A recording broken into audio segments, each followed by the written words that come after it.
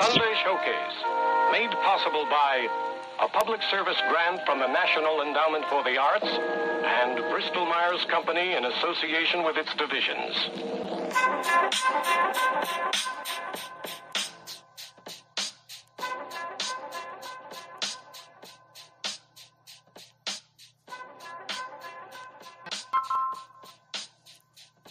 Yeah.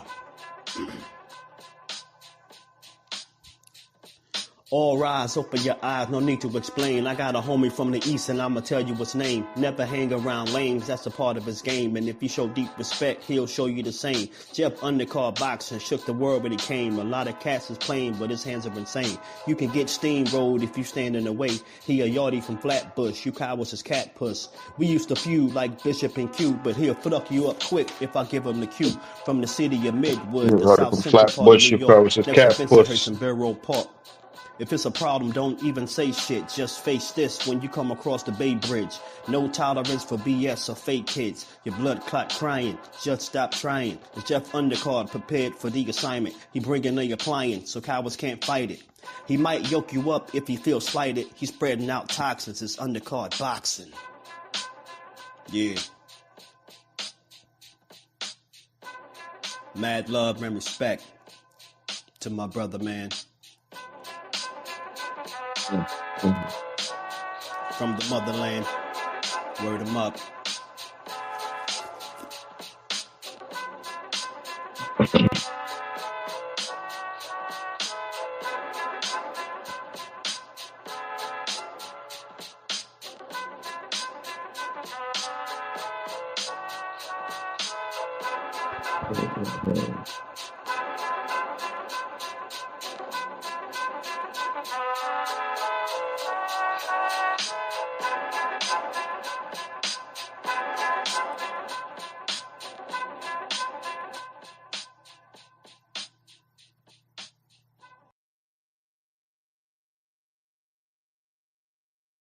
What's going on, fight fans? This your guy, Undercard in Boxing. We had a great weekend of boxing this Saturday. It was the Lamont Roach versus Gervonta Tank Davis fight card. And there was a lot to discuss from the top of the card to the bottom. I'm going to work my way up, from tellz versus Julian J. Rock Williams. Then we got Sandor Martin versus pullo, and we also had Gary Russell versus El Rayo, and to the main event, Gervonta Tank Davis versus Lamont the Reaper Roach. The prelims was pretty cool. I think it was like about 2 quick fights. Scoot Davis got a knockout, the only knockout that happened to take place on the card. Upcoming 135 prospect for his height. I think he's about 6 feet. He's in the Baltimore, Maryland area training. He got the stoppage. He works with Barry Hunter. Kid looks spectacular. There were 2 undefeated fighters, young, putting their own on the line. And Scoot Davis showed that he's levels or classes above the guy, knocked him down twice. Then he got the first round stoppage, which was pretty cool, especially on a big card like that in Barclays, to get the stoppage, go back to the dressing room, get changed, and be there to support, the guy who he's training with, which is Gervonta Tank Davis. Second fight, I think was like a barn burner, just back and forth, back and forth, back and forth. Don't recall the other fighter that was on the prelims, but it felt like that night was just moving very quickly. Fighters were in the ring. There was not a lot of dead air time where they were just talking your ear off or talking nonsense. We also got an announcement for another PBC card coming up in I think it was March, which is Fundora versus I'll look that up for you guys, or I'll post it on the community page. You have Sebastian Fundora making his ring return, defending his 2 belts. So that was also a good sight to see from PBC. That not only were they had the 10 card, but they also have what's next for PBC. The next fight was tellz versus Julian J. Rock Williams at 154. for I believe, an interim title or an eliminator. I think it was an interim title, maybe for the WBA. Johannes Tellez, to me, looked like like a David Benavides, not David Benavides, a David Morrell at 154. Good movement, good punch placement, really sitting down on the punches, not too much movement, not too much, trying to evade what was coming at him. Julian Williams, the former unified champion at 154, you know, didn't get stopped, which was commendable. Fought hard, fought aggressive. I didn't see the full fight to give you all the details of what took place, but I know Julian showed a lot of heart. He didn't go, he didn't just take a knee or get out of there. He fought until the final bell. And I'm not sure. Sorry. The previous fight was Jarrett Hurd, and Jarrett Hurd retired in the ring. It just came back to my mind as I'm talking about Julius J. Rock Williams. Yeah, Jarrett Hurd, after that defeat, called it a career. I'm not sure if Julian Williams retired also that night in the ring, but J. Rock, Julian Swift Hurd, retired that night in the ring. Another former unified champion at 154, called it quits, and put the gloves in the middle of the ring and says that he's done with boxing. Stellar career, unified champion. You can't take that away from him. He had his opportunity at one point where he was the man at 154, and belts started changing hand. That was a very tough division to hold on to your belts. You were always being put against tough opposition, and if you defended your belt, the next guy that you had to fight was probably just as tough or just as ambitious as you were when you first got your titles. So titles, kept changing hands. They would go from one guy to the next. But I think he had a title defense, lost his belt, but he'll always be a unified champion. And in the manner in which he did it, will always stick out to a lot of people. So Hall of Fame, I'm not sure. I don't vote on those things. It's all about your perspective or how you see a certain fighter. But Jarrett Hurd, salute. You gave us all you had. And another fighter who, didn't get knocked down. He just pretty much got beat up. He looked like a shell of himself. His movement wasn't the same. It was a little bit slower. It was a very scrappy fight. So, it's hard for him to display his full arsenal of talents because it was a lot of holding, grabbing, pushing, headbutts. It was a lot of more of that as opposed to the actual fighting inside the ring. But he called it a career. Says if he lost, he was going to retire. He lost, so he did what he said he was going to do, retire in the ring. I'm not sure if Julian J. Rock Williams retired in the ring, but he also lost. And the future is bright for Johannes Tellez. Good fighter, 9 fights. I think that was his 10th fight. He now has an interim title. He should be challenging for a belt.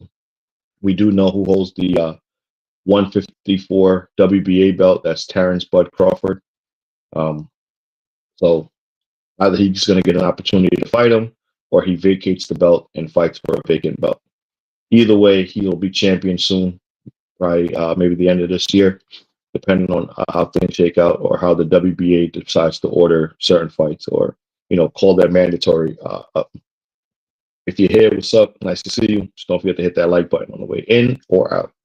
The next fight on the card, the first fight of the pay-per-view, was Bruce Gas, Boxing, Jazz, and More. Salute, fam. How are you? Bruce, link is in the chat. Post comments. Oh, not there yet. And I'm always trying to just get people to come up here with me. So we had the first fight of the pay-per-view card, which was Tellez versus Julian J. Rock Williams. Okay fight. Then you had Alberto Pullo versus Sandor Martin. In a fight in which I believe Sandor Martin won the fight. I thought he controlled, he didn't control the distance. He fought at a range that was comfortable for him. The body shots paid dividends. He hit Alberto whatever he wanted. He controlled the fights. I thought he hit Pullo with the more cleaner punches. I thought he was the aggressor. I thought he controlled the pace of the fight. I had Martin winning also. Me too. Now, This was a cross promotional event. Sandor Martin is with Top Rank. PBC won the purse bid to put on the fight for Sandor Martin, who took step aside money and also was promised a title shot to fight Devin Haney after the Ryan Garcia fight. But we all know that he dropped his belt, leaving Sandor Martin to fight who was elevated to champion, which is Alberto Pullo, after beating Gary Russell Jr. So Pullo is the WBC champion. He had to fight as mandatory, Sandor Martin. So Martin came over from Top Rank and fought Alberto Pullo on the Gervonta Davis PBC card. I thought Pullo smothered his work a lot. I thought that he was very inefficient with how he was boxing. I think that he was not using his height, his reach to his advantage. I think he fought at Martin's pace, and Martin got off a lot of body work, a lot of body shots. He was digging to the body, in and out, in and out, in and out. Not only that, he was successful in controlling the pace of the fight. They always fought at Martin's pace, whether it was, being slow and methodical, or if he sped up and threw combinations of punches. When I heard the scorecards, I was a little bit hurt for Martin, who in his previous fight to this one fought Tio, another title holder at 140. Gave him everything he got, knocked him down twice, controlled the pace, peppered him with punches, dictated, he was the aggressor. He made changes during the fights. He fought, inside, outside. He really showed his full display. Like, after he showed that he even had a chin, that he could take punches from guys at 140. He also did not get the decision in that Tio fight. And we've had the discussion of what is a close fight and what is a robbery. And I thought that he separated himself throughout the fight. The last 3 rounds, did he win convincingly or clearly enough? No, but it's not a 3-round fight. It's a 12-round fight. I think in the previous rounds, he displayed and showed class, quantity, skill, aggression, defense. He displayed all the things necessary for him to win those previous rounds before Alberto Pullo decided, hey, it's the last rounds. I'm going to pick it up and have a good showing to end the fight. I thought Sandor Martin gave a great display of himself, his work, and who he is as a boxer. I became a fan of Sandor Martin after this fight because I saw how much he put into trying to win this fight and to once again try to crown himself a world champion at 140. He did not get the decision. Alberto Pullo retained his WBC belt. I believe it was a split. Was it unanimous or split decision? Bruce, could you remind me, or anybody in the, that's watching the live? Was it a split decision or was it unanimous? If it was a split decision, it means that they looked at the fight as it was close and competitive, but nonetheless, the wrong guy got the decision and walked out of the arena. Martin, thinking he had did enough to win, and Pullo, who did not do enough, retained his belt. I ranked the fighters at 140, and we're going to discuss the next 140-pound fighter next. But I have Pullo is number 1, split decision. Pullo is number 1, Africa number 2, Gary Russell number 3, and Pullo number 4. That's just my opinion. That's how I see the champions at 140. And 140, Africa and Tio can be interchanged because Tio had an opportunity to fight Africa and turned it down. We could have known for sure who was the clear number 1 in that division, but Tio decided to go in a different direction, and now he's fighting Arno Barbosa on not even a co-main event in Saudi Arabia. Oh no, excuse me, New York City. So he will be the 3rd fighter on that card in New York City of the Devin Haney versus Jose Ramirez and Ryan Garcia versus Rolly Romero. So he will be 3rd.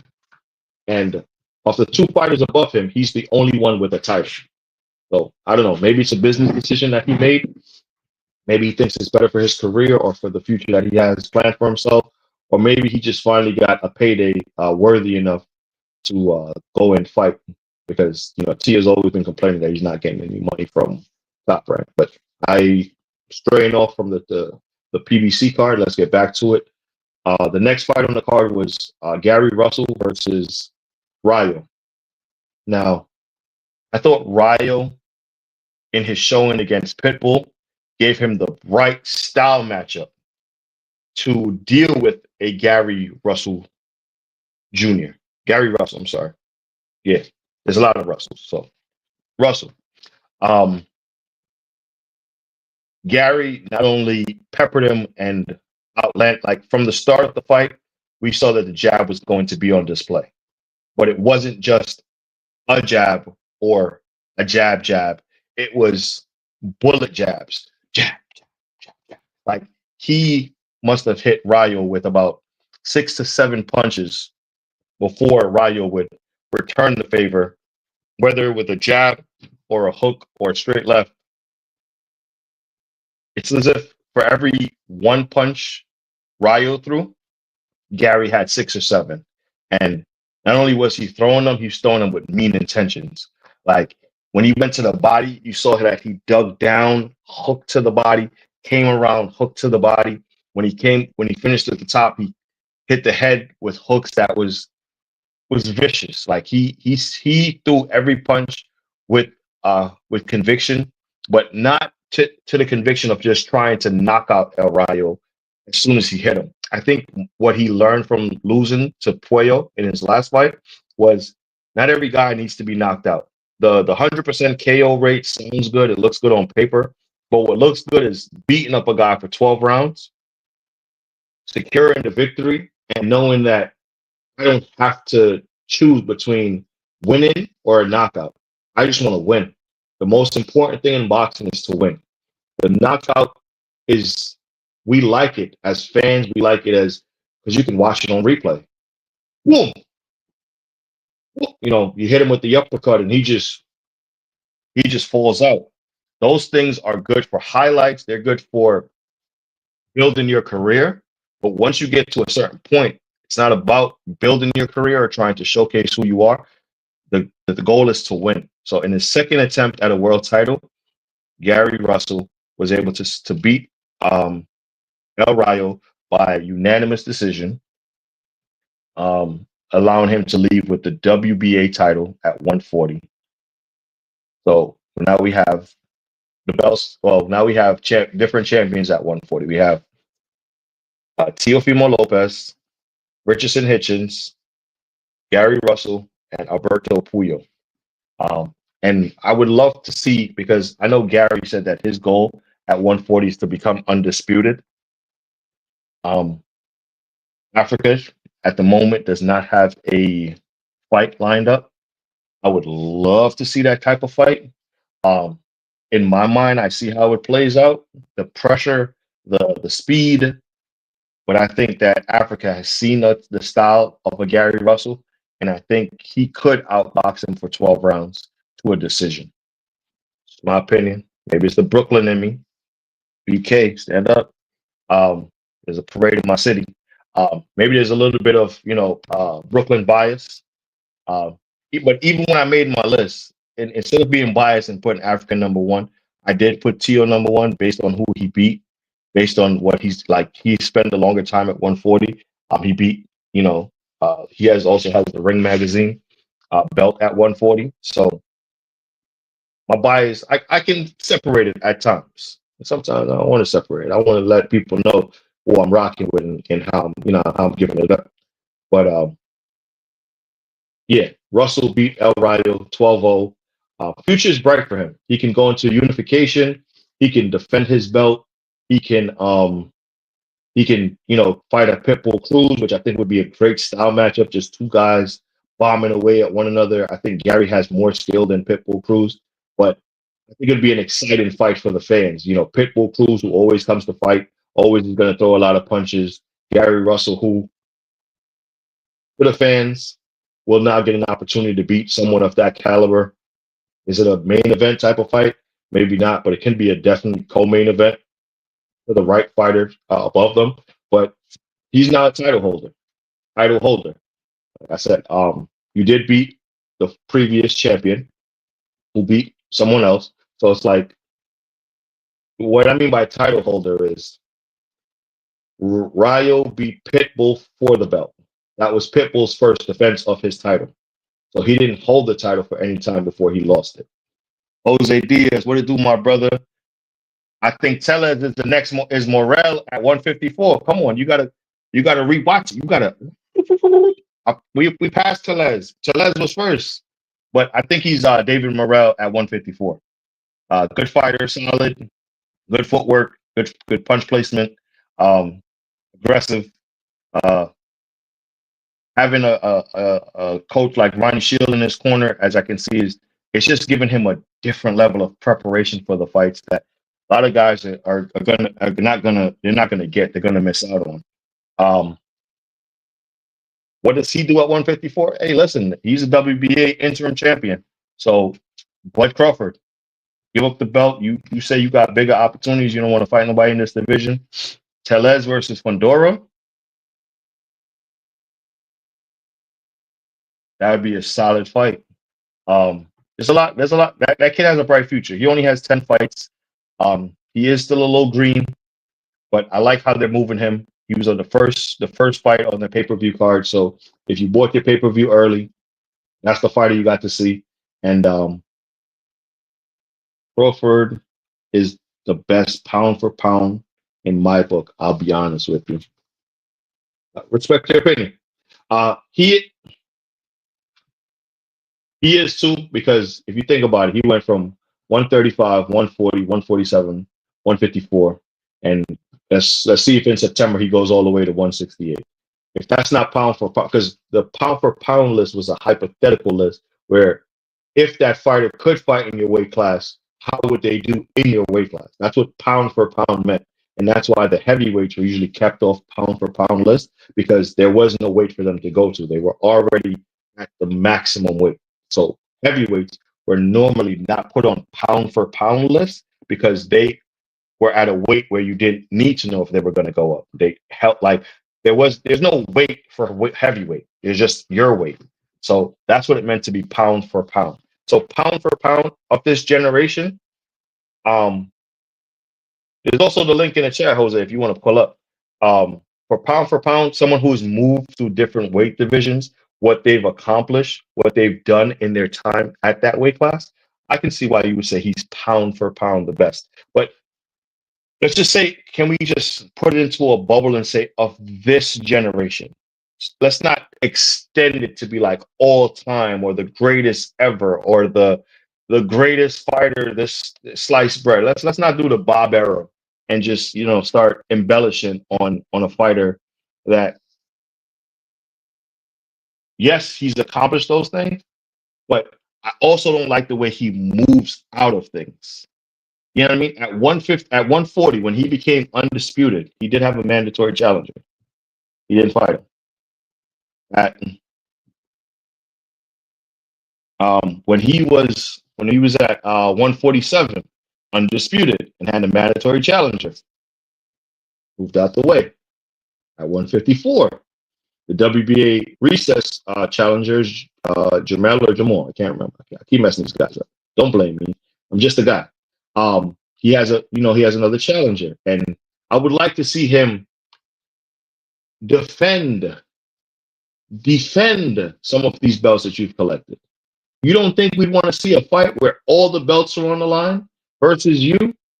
There's something to be said where you carry all the hardware in and you walk out with that, mother. You know what I mean? You know why Usyk's run is so great?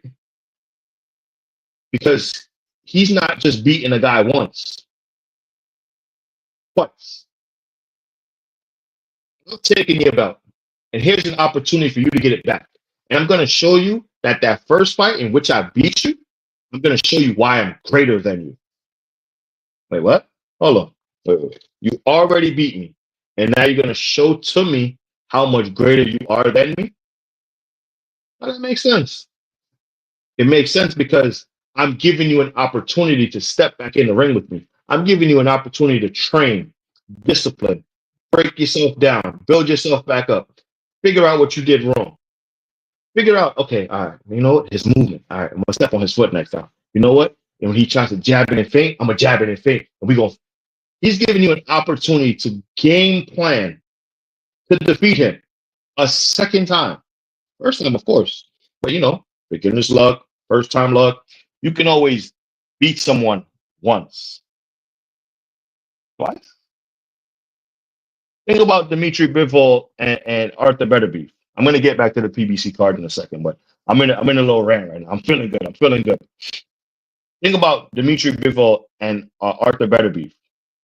If he beat Bivol once and ran off and says, "Yeah, I'm undisputed. I'm the greatest," woo, we'd be like, "All right, cool, but why you didn't give him an opportunity to get his leg back?" That's all. Canelo, he's cool. Since Cuba, they showed me that humans are very predictable, so become unpredictable. That's a bigger bar. Beings are very predictable, so become unpredictable. I might steal that, Jose. I might have to put that up on a wall or something. I might write it on my calendar. It's true. Like Canelo in a close fight, Lara never gave him an opportunity to fight again. Lost to Bivol, never gave him an opportunity to fight again. Mayweather never got the opportunity to fight again. The Triple G, yeah, but we know what took place with that. I'm gonna wait. Guy was older, and I'm gonna bring you up in weight and make you fight at the weight you never fought before. To me, boxing is intriguing because of rematches. Stephen Fulton versus Brandon Figueroa. I'm not sure about y'all, but I was hyped for that rematch. I was like, guess what the thing I can always say? I beat you. I might not be able to beat Inoue, that guy, this guy. I beat you. Can you now beat me? There's something to be said about that in boxing. And this is why we enjoy the combat sport and what it brings and what's displayed, because there's a mental toughness that has to go in. There's a physical presence that has to go in. There's just so much. I thought Tyson Fury was just going to try to lay on Usyk, but then I saw him literally push him off of him, and I was like, damn, that dude's different. Because the game plan and tactics that Fury uses is to lay on him. I'm going to hold, but when I hold, I'm on the back of your neck. Your neck is being pressed into my glove, and I thought all those tactics were going to work. I saw them in display versus Deontay Wilder. He won the fight, but it's because Deontay had a physical fight with him each time that he was in the clinch to try to get him off of him. You know what I mean? And eventually that took its toll where it's like, damn, hold up, my legs. And if you notice, fighters, sometimes when a guy is constantly leaning on you, you know what you do? You take a knee. And you allow the judge to reset you. So, hey, come here. Get off his head and reset you. If the guy keeps doing it, you just keep taking a knee. Why? Because why would you want to continue to hold yourself up and brace not only your weight, but the weight of the guy that's probably bigger than you? It's smart and tactics. And when I saw Usyk, instead of trying to get out of there, he just literally just pushed him. I said, oh, yeah, I look at that and Usyk is different. And I would love to see that the boy rematch. But guess who's going to give us that fight? Alexander Usyk. I beat AJ twice. I beat Fury twice. You think I'm afraid of the boy? Daniel? Yeah, let me get that undisputed back. Come in. Now call me two-time undisputed champion of heavyweight. And whoever y'all think can beat me, let's go. Run them. Because I'm defending my belts. Y'all only can call a mandatory at once. And that takes a lot of energy away from you. Yeah, it does. Bro, boxing is a skill game, but it's also a dirty game. And you also have to know how to navigate that within yourself And that's why when you see a fighter fight out of his normal comfort zone or what he's normally accustomed to do it, you know that the other fighter has the edge. Like, all right, bring it all the way back. All right, now we're on to the main event. Are we at the main event? Yeah. Russell Rayo was the main event. Lamont Roach versus Gervonta Tank Davis. My thoughts, what I did was I tried to stay clear of any other YouTube, any other perspective. I didn't listen from Saturday. Now, I was live with Just Do Boxing. Shout out to Just Do. I was live listening to the fight. Like, I was in the chat and I was watching the fight. So we were communicating during the fight. But that's about it. As far as perspective, as far as, because, you can be influenced by what you hear in the coming days. But I wanted to give you guys my opinion about the fight, how I saw it, the knockdown, the controversy. If you saw on the display, it's pretty much Tank running to the corner. I'm going to keep the knockdown out of it until it's time to bring it up. From the start of the fight, I thought Lamont Roach displayed high skill and high degree of technical ability. And that's just why he was winning a lot of the early rounds. Jab to the stomach, hooks. His defense was on point. I maybe saw him get hit clean 2 or 3 times in the first 4 to 5 rounds. I mean clean, where not a body shot. A body shot, that's a jab to the stomach. I'm talking about clean, like in the head, like a cross, a hook, any of those things. I thought Lamont Roach was not stealing rounds, winning rounds convincingly. The first round, he won. Why? He landed more punches. Simple. Gervonta did not, he threw, but he didn't land. First round, Lamont. And I can't go round by round because I can't remember everything. I was drinking that night too. It was a little lit. Chrome Royale with orange juice. Whiskey. That's a plug. That's a selfish plug right there. Salute to everyone in the building. Please hit the like button. Thank you for stopping by and take, listen to this boxing talk. I'm only gonna be here for another 30 minutes. So Lamont Roach, Gervonta. I thought Lamont Roach won a lot of the early rounds by being more busy. He was consistent with his jab. He hit his target whenever he threw punches. He displayed a lot of good, solid defense, offense, transition. He fought like a dog in there. And to me, none of the tactics, whether it was Gervonta talking, whether it was Gervonta throwing the shoulder, whether it was, holding and punching, I thought Lamont Roach rose to the occasion after occasion after occasion after occasion. You know what I mean? My opinion, I would love to see Lamont Roach versus O'Shaquie Foster at 130. At 130, I think that's the best fight in the division. My opinion. Lamont Roach did very well. I got to give it to him. I think he got robbed. Jose, we get into it. We cooking it. We're cooking it. I just want to give context before going into my opinion. But I do agree with that statement. And the reason why I say robbed, I'm not even counting the knockdown. But the knockdown makes it clearer why he got robbed. Now, the knockdown, I've seen rules put up. I've seen taking an involuntary knee is not considered a knockdown.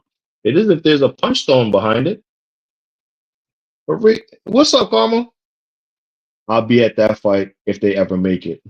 How about we just go to Boots Fights in Philadelphia? It's in April. Come on. I'll be there. It's only 100 miles from where I live. Jersey, stand up. How you doing? I think he got robbed without them even calling the knockdown a knockdown. Whether it isn't. He could have signaled to the official that he needed team. He could have covered his eyes. Could have spit out his mouthpiece. a million other things. I thought it is in Atlantic City. Yeah, that's Atlantic City is in New Jersey, Karma. Yeah, it's in Atlantic City, but it's 100 miles from where I live in Jersey. Yeah, Jersey is that type of big. Sometimes it's annoying, but yeah. Yeah, probably like an hour and change to get all the way down there. So I'm going to the fight. April 12th, Atlantic City, on the boardwalk. I get a hotel. No, I did not say Philly. Did I say Philly? Maybe. I don't think so, but I think I said Atlantic City. But yeah, it's in Atlantic City. You probably are. Rewatch the replay. Rewatch the replay. I think Lamont Roach won the fight. I think he was robbed.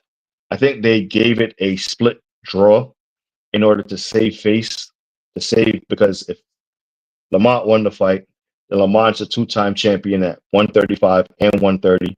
Now there is probably a bilateral, a rematch for Tank Davis where he could have rematched Lamont Roach for that fight, but then that stops the bag for other fights moving forward. You know, there's the Shakur fight is now off because now you have a rematch. The Keyshawn Davis fight is now off. The Loma fight is now off because of the rematch.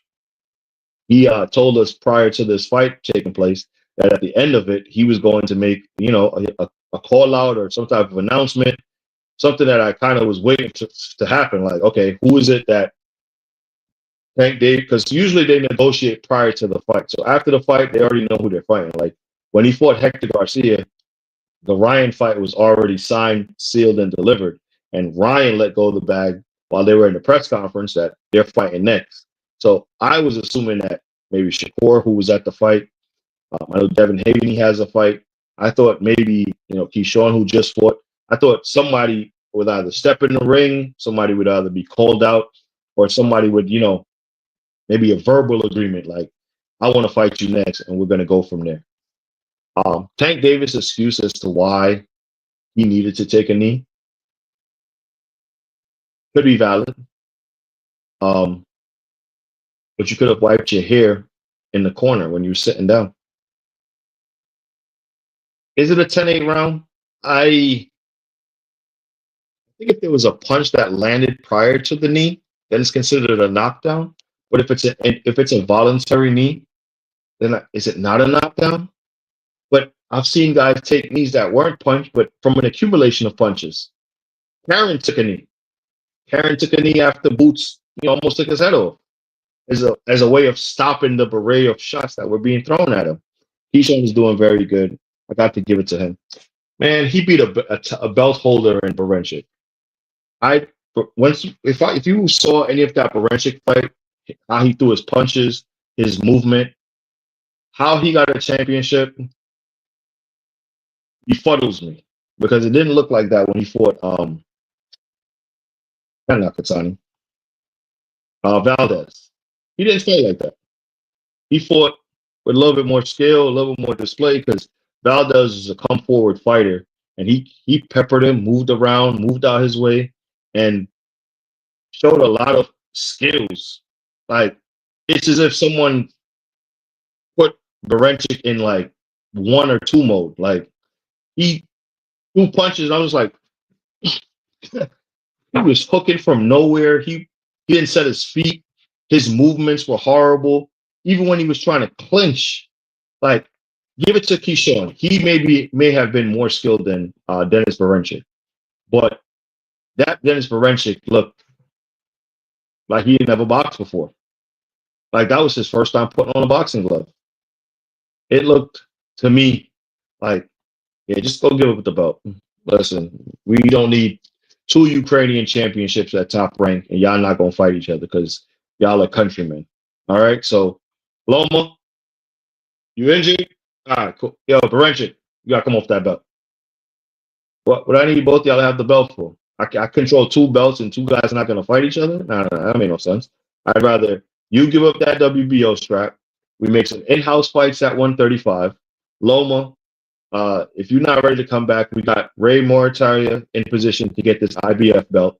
And now we have, because Ray Moritaria and Keyshawn Davis could be fighting each other. if there's two belts on Top Rank? No? A unification fight? No? You don't think that's a good fight? Somewhere in the Virginia area? Whichever one has the bigger fan base. I think it'd probably be Keyshawn right now. So you go to Norfolk, you put on a unification. You have his brothers on the undercard. You have Abdullah Mason, another 135 rising prospect. You can make a whole card of 135 and 140 fighters. Tell me that doesn't sell. He comes back home carrying the belt. They send him in the back of a car. They give him a parade. They ride him down the street. You know what I mean? They give him the key to the city. Oh, don't make me do all the work for you, Top Rank. This is easy, right? And if you don't want to do a unification, there's plenty. What's my guy's name? Starts with a C. Robert something. Robert.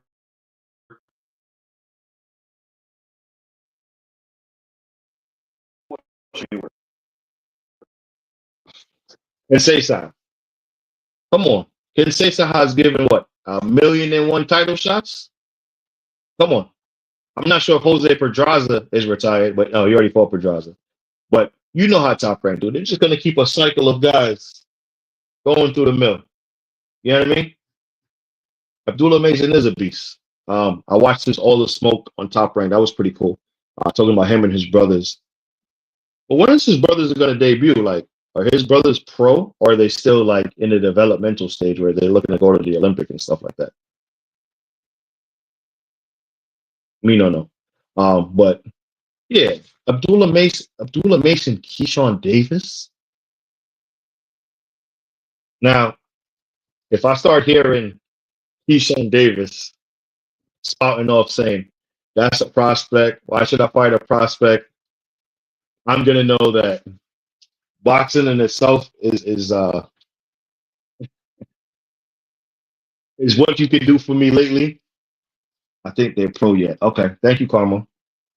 Yeah, and Jose Diaz said the same thing. Yeah, but he the fact that he trains with his brothers is pretty dope. But I would love to see a Keyshawn Davis versus Abdullah Mason.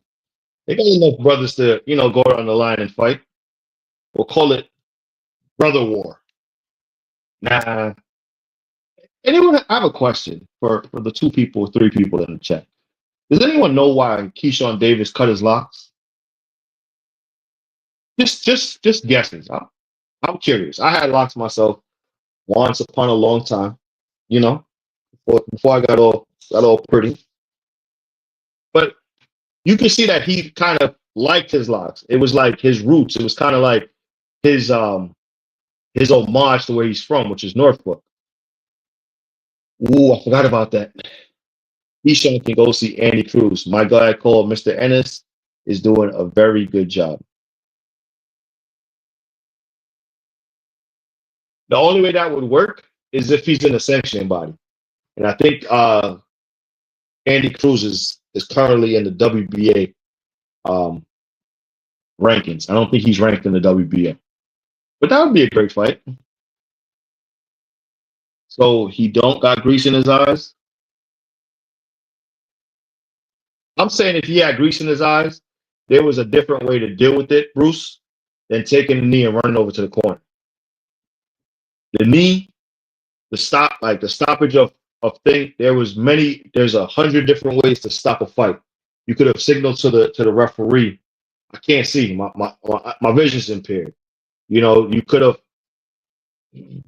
Same thing doesn't happen to them like Tank. So the same thing doesn't happen to them like Tank. Bruce, hope you're doing good. Jose, salute.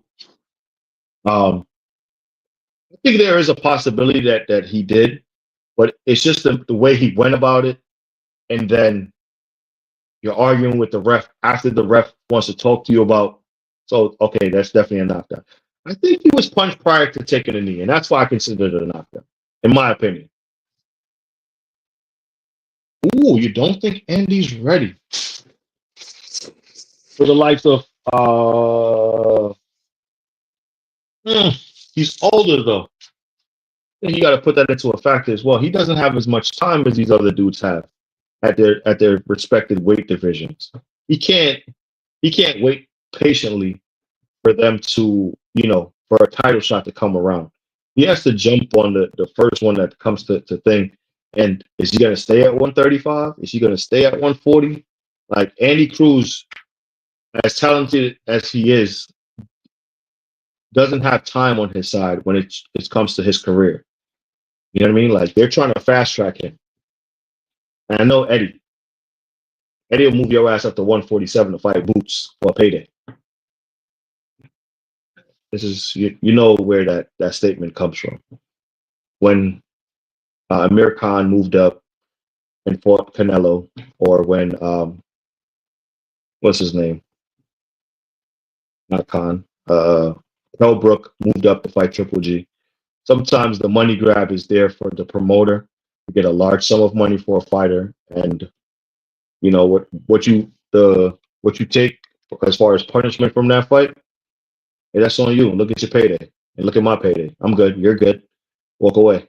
So I hope that Andy Cruz doesn't become, a pound of flesh that Eddie serves up to somebody just to get a payday. I hope that he can become a champion. I think it has a good story. Gold medal, world champion, escaped Cuba. The story kind of writes itself, man. You sit him down with a translator, you get some music playing in the background, and we see some pictures of some homes, and Andy is showing that I used to run in these streets. These streets were my home, and everyone knew me there, and I fought for my country. I was very prideful of my Cuban heritage, and I love to fight. Come on, guys, come on. I'm doing all the work here. Top Rank, send me a check, or buy my channel. Either way. I can become a Top Rank puppet. Yeah, Top Rank is the best. Top Rank is great. Top Rank is creates the best prospects in boxing.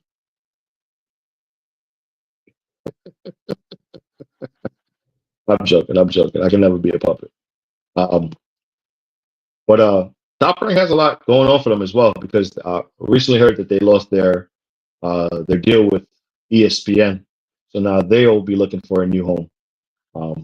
And everyone's speculating whether it will be the Zone or Prime, or if they're going to an ulterior network, maybe TNT, who is just getting out of basketball. Maybe they want to do some boxing, because boxing can happen on Top Rank in any day of the week: Monday, Tuesday, Wednesday, Thursday, Friday. And they might be like, okay, TV show, and then you can split out 4 hours, and we'll give you a Top Rank event, and then we'll go back into the TV show. I don't know, but as a fighter over at Top Rank, I would kind of be looking at like what's going on right now with this company or with this business. How are we moving ourselves forward? So back to the original Roach versus Gervonta Davis. I think he lost that fight. I think he waited too long to step on the gas. I think he played with his food. And I think Lamont Roach, well-trained, well-disciplined, well-schooled, took the fight from him, hit him with the cleaner punches. I saw something that I haven't seen in a tank fight, which is him rock taken. I'm not saying he had the stinky legs like Bud Crawford, but he was hit cleanly on the thing, and it made him have to reset more than once. Also, like he got hit flush a few times by a Roach, and I'm not sure I think if Roach had a little bit more punching power, or loaded up on those shots, maybe it's a full knockdown, and we don't have to have this controversy. Do I want to see them run it back? No, I don't. That's an unpopular opinion, and people are like, why not? Because there's plenty of work for each of them in their own divisions. 130 has a lot of fights for Lamont Roach. Tank Davis has a lot of fighters at 135 who want to fight him. I don't want to wait for another fight announcement camp for them to fight one out of their weight class and one in their weight class when they could be fighting their contemporaries. I would love to see Roach versus O'Shaquie Foster. Fire fight. And I fucks with O'Shaquie Foster, but that's a tough ass fight for him. Lamont Roach versus Nick Bull. Fire fight. Same kind of style. Short dude. Punch. Come on. Like, and remember, Lamont Roach is a free agent. He is not tied to a promotional company. He's not a PBC fighter. He's not a matchroom fighter. He's not a top ranked fighter. He has been making his moves all around town. Okay, cool. You can put on a fight. His last fight before Tank Davis was on Pro Box TV, where he defended his belt and got a stoppage. So Lamont Roach, the world is at your feet right now. I wouldn't sign the Top Rank, but I'll take the fight over there. I wouldn't sign to the zone, but I'll take the fight over there. Like, if we get a 2-fight deal, I don't want that. If we get a 1-fight deal with a rematch clause, you know what I mean? If I lose my belt, or if it's some funny shit. You know what I mean? Like, he has to make these business decisions now. Boxing was very unfair to us last Saturday. There was 2 fights that could have went either way, and in both cases, it didn't. It made you kind of like get a little sick in your stomach towards the sport of boxing and to how things are done, especially when you're fighting, what they consider to be the A-side fighter. They're, the cash cow or their money guy or the guys who they have planned for their next event. Like, Pullo, if you win this, we're going to make the rematch between you and Gary Russell Jr. We can make it a co-main event or the main event of a non-pay-per-view card somewhere, neutral, somewhere where you guys can vote, make a lot of money from the ticket sales, the gate, and maximize both you guys being champion. But I would have preferred Martin to walk away with that belt and Gary go chase him over the Top Rank, beat the shit out of him, in my opinion. You know what I mean? As opposed to making 2 in-house fighters fight each other for a chance to unify those belts. It's a great story on paper because you get the rematch, you get the grudge match, you got more on the line, more at stake. They're both champions. But sometimes the story that you're trying to tell, it will always be with a little asterisk behind it because people who pay attention, because it's not like we're going to just disappear from boxing because of what took place this Saturday. We're going to be there at the next event and the next event and the next event. And we will keep record, whether it's here on YouTube, on whatever social media, we will keep record of what took place so that way you can live on in infamy. So whether or not we like certain decisions, I will always remind someone like Sandor Martin beat Teofimo Lopez at 140 and should be the WBO title holder. You know what I mean? Will it ever, hit the masses? But if you are a real person who covets the sport and love boxing, you have to stay true to what is going on. You can have favorite fighters, you can have moments, but if you don't stay true to what's truthful or factual, then you're going to get lost in the BS of what is. And history will not be kind to those who choose to not pay attention to what's going on. The people who just choose to duck out the way of truth and find their lane right there in the middle of bullshit. This was a good fight card. This, lots of talent. You had 3 belts in a pay-per-view card. It was in Brooklyn. The place was sold out. It was an immaculate event. 19,250, all jammed into the Barclays. All jammed in. Like, there was not an empty seat in that crowd. If there was, it's because somebody went to the bathroom. But the Barclays was packed. For people who said that no one wanted to see this fight, how do you feel now? How do you feel now that you have seen the fight?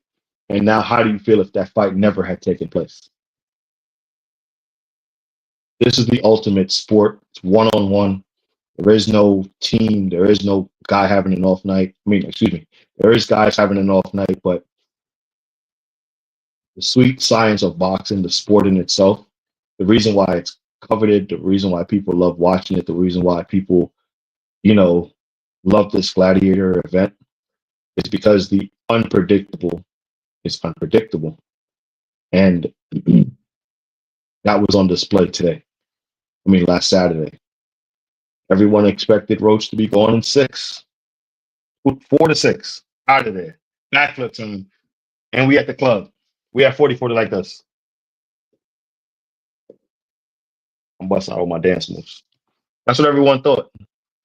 Everyone was, even if you had a fight party, it was supposed to be over quick. It was supposed to be, listen, we at this fight party, and after this, we're gonna go somewhere else because it's gonna get crazy over on the other side. By the way, something that doesn't get discussed a lot.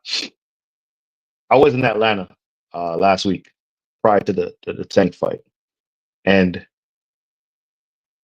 when reason why we call him the face of boxing, something that has to be put into proper context.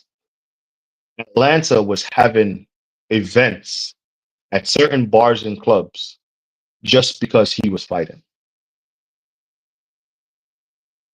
Perspective. In Jersey, hook and reel. There was other boxing matches the week prior and the week prior and the week prior. Not a single one say they're showing that fight inside of their establishment. But when Tank Davis is on the bill or on the card, they know that's a way for them to generate money as well.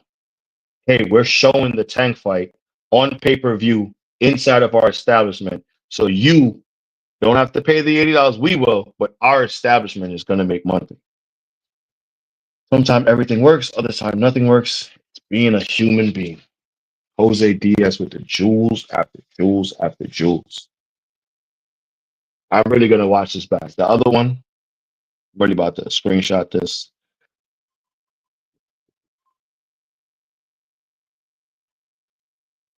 One moment.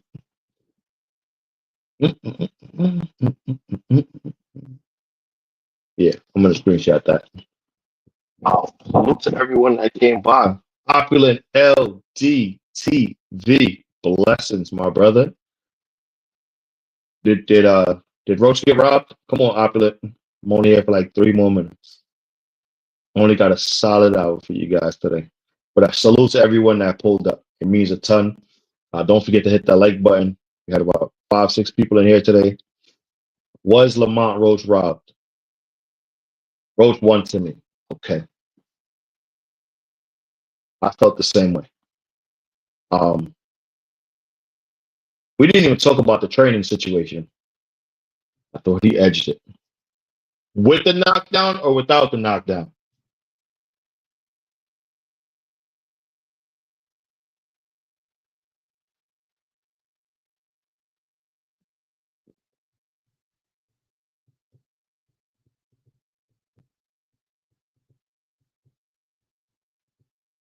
When we used to do that back in high school, junior high. Damn, those clips. They all made us drummers. Exactly. Without the knockdown. I agree 10,000%. Tank Davis started too slow in that fight. Played around with his food. He was cute. He was pretty. He was, holy smoke. I'll give you the manager martyr. Double salute to my guy, Thomas Hill. Salute, family. How you doing, brother? Sorry, you missed it. I may be able to go 5 more extra minutes because my guy Thomas and Opulent and Blessed and everyone showed up. I love when the family's in the building. Nobody wins when the family feuds. Great night of boxing though. A little controversial. A little now you have to explain stuff, especially to the non-boxing fans. Back to the gym. Jose, have a great day, man. You back. Hey, I'm trying to become more consistent. I'm trying to put 12 o'clock as my time, 1 o'clock as the end time, a little bit more. I gotta go pick up the babies after school, running around. But I am off on Mondays, so like Mondays at this time is when I want to give y'all these jewels, these, you know what I mean? Salute to everyone. Bruce Gas, Karma, Thomas Hill, Opulent, LDTV, thank y'all for showing up. We had a great weekend of boxing. Yes, it's now muddied with a little bit of controversy, but for people who did not want to see this fight, you would have missed this in itself. The Reaper stock is now up 2,000 and something percent. I guarantee he has like over 1 million followers on Instagram and social. The Reaper now has the world at his feet. And how he decides to move with now this new level of stardom, this level of reverence, is going to say a lot about him and his career. And I'm just going to sit back and be like, Lamont Roach, dog. Goes to hate on Tank. He fought a fantastic fight and showed dog absolutely Thomas Hill. Not only that, he didn't wither at like the tactics. Like I saw Tank hit him with a shoulder. I saw him, there was a lot of low, let's not brass tacks. There was a lot of low blows thrown in that fight. There was a lot of, come on, Steve Will. Stop telling him to get him up and pull him to the corner and tell him you're going to take a point. There was a lot of dirty shit going on in that fight. Let's talk about it. Can we talk about it? There was a lot of, like, I know Tank didn't think he was sweet because I know him. Like, you don't think nobody's sweet. You know what I mean? But Lamont Roach said, fuck all that. You do something, I'm doing it back. You do this, I'm doing that. He didn't say, rah. He said, all right, one for me, one for you. One for me, right back at you.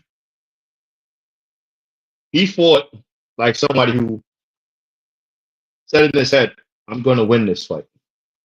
Yeah, Tank started too late. And not only started too late, played with his food. You know what's crazy? What I didn't see? Normally he's in high earmuffs. I thought usually he's in high earmuffs. He walks his guy down. And because he knows what's coming back is not going to affect him, it's okay. But I didn't see him do that. I didn't see him go into, man, fuck all that bullshit. I'm coming for you. Now, he did later on in the rounds, but he was on point. He was on point. Roach was on point. Like, Roach's defense under fucking rated. His defense was on point to a level that I was just like, I think he blocked that. Yeah, I think I hit the glove. No, he didn't hit him. He hit the glove. Hold on. Hey, Tank got to get back in the gym. Some questionable things that went down, and Tank needs to atone that ish back. F a Pitbull, F of Jake Paul, Lamont Roach, and Denston. Yeah, the jab to the body. Yeah, he did show a lot of that. A lot of that is whatever he. So I'm reading it in my mind instead of out loud. Thomas says, hey, Tank got to get back in the gym. Some questionable things that went down, and Tank needs to atone for that. Back. F for Pitbull, F for Jake Paul, Lamont Roach, and then Shakur Stevenson. Nah, no Lamont Roach. He should go into a unification fight. Lamont Roach started right away. Yeah, the jabs to the stomach was money for Lamont. Tank, look, disinterested in this shovel. A lot of that was Roach. A lot of that is whatever got him saying he needs to work on being a better man. You know what it was too, and this always comes to play when we talk about boxing and coaching. A lot too many voices in the corner. I got Barry in front of me. I got Calvin on this side. I got Kenny on this side. That's a lot of information for me to process if all three of y'all are talking at once. Calvin's trying to say something. Kenny's trying to say something. Barry, who's in the stepping through the ropes, is saying something. I saw Tank like this when they was talking. That bitch over there in the corner. You got it. Yeah, you got it. Oh, yeah, what? Huh? Do the up jab. All right, sure, cool, whatever. All right, whatever. Yeah. And you know what's crazy? I thought the three-headed monster was going, you know what I mean? Was going to cause destruction. I thought Barry's speed, Kenny knowing Lamont, and Calvin ruggedness. Lamont, 7 Hail Marys. Buddy getting up out of here. But instead, we didn't get that. And I'm grateful. And make sure you pay that 250K till a month. You ain't knock him up. You ain't even knock him down. Boxing. I think the next fight, I think, is Keith Thurman on March 12th. I had different plans. That nigga was raid proof. He said he was raid proof. I get it. It's a double entendre for Roach. All right. I got to wrap it up, fellas. Salute to everyone that came. Bruce Gas, Boxing and Jazz, Jose Diaz, Karma. Thank you so much. Opulent LDTV, Thomas Hill. Salute to everyone. I'm going to see y'all probably over at Just Stu's Boxing, 4 o'clock. Then you have my other guy, Upper Echelon. Salute to everybody. Thank you for pulling up. Please hit the like button and share this to one person. That's just my opinion. Undercard in boxing. Signing out.